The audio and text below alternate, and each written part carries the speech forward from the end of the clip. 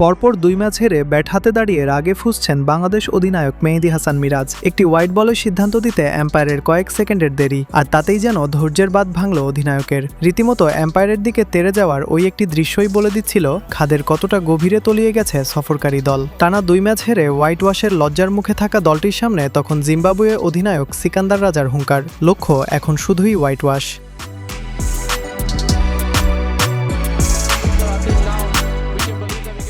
অথচ টস জিতে ফিল্ডিংয়ের সিদ্ধান্ত নেওয়ার পর সমীকরণটা ভিন্ন হতে পারত। মাত্র ৩৭ রানে জিম্বাবুয়ের টপ অর্ডারের ৩ উইকেট তুলে নিয়ে শুরুতেই যে প্রবল চাপ তৈরি হয়েছিল, শীতকালীন উইকেটের চরিত্র বদলের সাথে সাথে তা ফিকে হতে শুরু করে। খাদের কিনারা থেকে স্বাগতিকদের টেনে তোলেন বিজে কারান। ৫৯ বলে নিজের হাফ সেঞ্চুরি পূর্ণ করে সিকান্দার রাজাকে নিয়ে গড়েন শক্ত প্রতিরোধ। আর শেষ দিকে নেমে ব্র্যান্ডন ইভান্সের মাত্র ৩৬ বলে খেলা ৫৮ রানের সেই তাণ্ডব, যেখানে ছিল ৪টি বিশাল ছক্কা আর ২টি চার। ১২২ বলে কারানের অনবদ্য ১১১ রান এবং শেষ ১০ ওভারে বিনা উইকেটে ৮৫ রান তুলে নেওয়া জিম্বাবুয়ে থামে ২৪৭ রানের লড়াকু পুঁজিতে।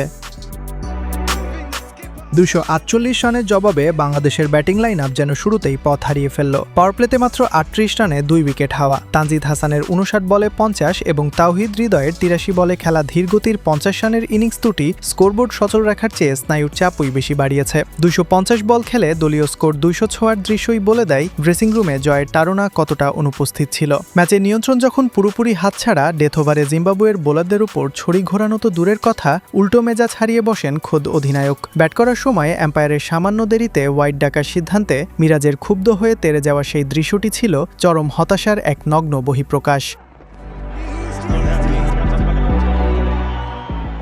শেষ দিকে জিম্বাবুয়ে স্লো ওভার রেটের পেনাল্টিতে পড়ে ফিল্ডার বৃত্তের ভেতরে আনলেও সেই সুযোগ কাজে লাগাতে ব্যর্থ হয় বাংলাদেশের ব্যাটাররা।